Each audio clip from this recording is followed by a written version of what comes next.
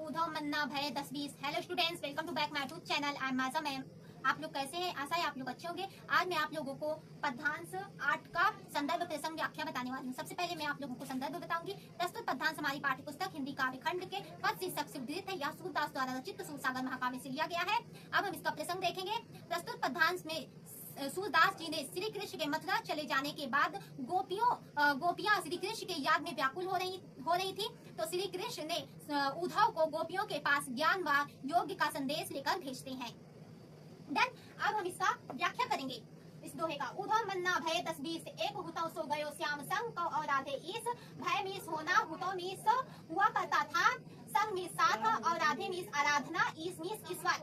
गोपियां उद्धव से कहती कि हे उद्धव, हमारे पास 10-20 मन नहीं है, हमारे पास एक ही मन था जो श्री कृष्ण के साथ चला गया। अब हम आपके द्वारा बताए गए निर्गुण ईश्वर की आराधना कैसे करें, आपके द्वारा बताए गए निर्गुण ईश्वर की उपासना कैसे करें, बिना मन के हम आपके द्वारा बताए गए धर्म का पालन कैसे करें।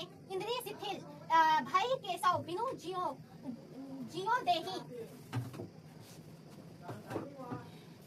इंद्रिय शिथिल भय केशव बिनु जियो देही। बिनु शेष बिना हमारी इंद्रिया शिथिल मीस कमजोर, हमारी इंद्रियां कमजोर हो गई हैं। बिना केशव में श्री कृष्ण के बिना हमारी इंद्रियां कमजोर हो गई हैं। जिस प्रकार बिना सर के शरीर बेकार हो जाता है, उसी प्रकार हम बिना श्री कृष्ण के मृत्यु की तरह है। आशा लगी रहती तन श्वासा जीव ही कोटि बरिस। हमारी सांस तो एक ही आशा पे चल रही है कि एक दिन श्री कृष्ण आएंगे और हमें उनके दर्शन होंगे।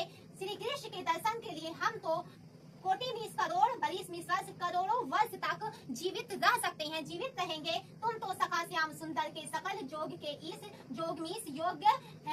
गोपियां कहती कि हे उद्धव, तुम तो श्री कृष्ण के अत्यंत मित्र हो, तुम तो श्री कृष्ण के घनिष्ठ मित्र हो और तुम तो ज्ञान व योग्य के ज्ञाता हो। तुम हमें श्री कृष्ण से मिलवा सकते हो, हमें श्री कृष्ण से मिलवा दो। सूर हमारे नंद नंदन बिनु और नहीं जगदीश। सूरदास जी कहते हैं कि गोपियां कहती हैं कि हे उद्धव, हम तुम्हें स्पष्ट बता देना चाहती हैं कि हम नंद जी के पुत्र श्री कृष्ण के अलावा किसी और की आराधना नहीं कर सकते हैं, किसी और की उपासना नहीं कर सकते हैं। हम नंद जी के पुत्र श्री कृष्ण के अलावा हमारा कोई आराध्य नहीं है। आई होप इतना आप लोगों को समझ में आ गया होगा। तो आज के लिए इतना ही, फिर मिलेंगे नेक्स्ट वीडियो में नेक्स्ट पद्यांश के साथ। Bye bye, take care.